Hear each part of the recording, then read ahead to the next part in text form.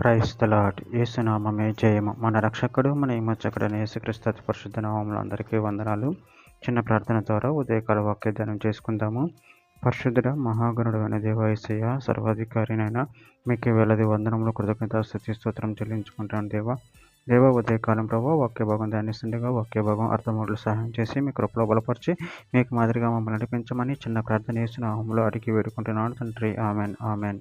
అపోస్తల కార్యముల గ్రంథం 2వ అధ్యాయం 33వ వచనం. కాగా ఆయన దేవుని కుడిపార్శ్వమునకు హెచ్చింపబడి పరిశుద్ధాత్మను గూర్చిన వాగ్దానమును తండ్రి వలన పొంది మీరు చూచుచూ వినుచూ నున్న దీనిని కుమ్మరించి విన్నాడు. ఆమె దేవుడి వాక్య భాగం దీవించును గాక.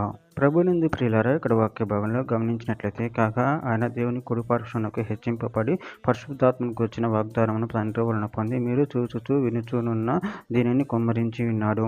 అదేవిధంగా వాక్య భాగంలో గమనించినట్లయితే అపోస్తల కార్యముల గ్రంథం 5వ అధ్యాయం 31వ వచనంలో ఇజ్రాయేలును మారు మనసును పాపక్షమాపణ దయచేటికై దేవుడు ఆయనను అధిపతిగాను రక్షకునిగాను తన దక్షిణ హస్త బలం చేత హెచ్చించి ఉన్నాడు.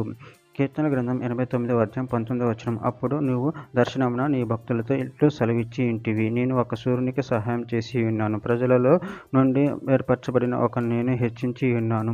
కీర్తన గ్రంథం 89వ అధ్యాయం 24వ వచనంలో నా విశ్వాసీతో నా కృప అతనికి తోడై ఉండును, నా నామమును బట్టి అతని కొమ్ము హెచ్చింపబడును.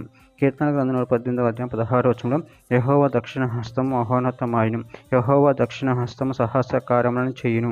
యెషయా గ్రంథం 52వ అధ్యాయం 13వ వచనం ఆలోకించుడి, నా సేవకుడు వివేకముగా ప్రవర్తించును, అతడు హెచ్చింపబడి పరిశుద్ధుడి మహాగుణుడిగా ఎంచబడును.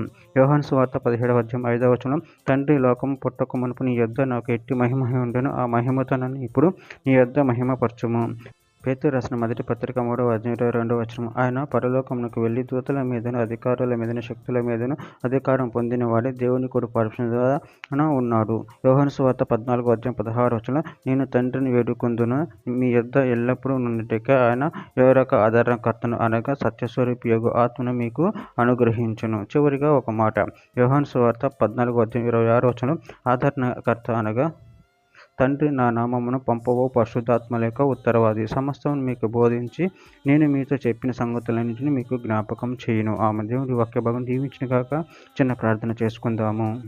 పరిశుద్ధ మహాగణుడు అనే దేవ యేసయ్య, మీరు ఇచ్చిన వాక్యదానాన్ని బట్టి ప్రభావ మీకు చెల్లించుకుంటున్నా తండ్రి. మమ్మల్ని ఆదరించి దేవుడు మీరే ఉన్నారు తండ్రి, మమ్మల్ని హెచ్చించి దేవుడు మీరే ఉన్నారు ప్రభావ. అందరిని బట్టి ప్రభావ మీకు కృతజ్ఞతలు చెల్లించుకుంటూ నేను నిరంతరం మీ ప్రేమలో కృపను మమ్మల్ని బలపరిచి సరిపరిచి మీకు మాదిరిగా మమ్మల్ని నడిపించి మీ చిత్తమును మా జీవితంలో జరిగించమని చిన్న ప్రార్థన ప్రభువు యేసుక్రీస్తు పరిశుద్ధ నామములో అడిగి వేడుకుంటున్నాను తండ్రి. Amen amen amen.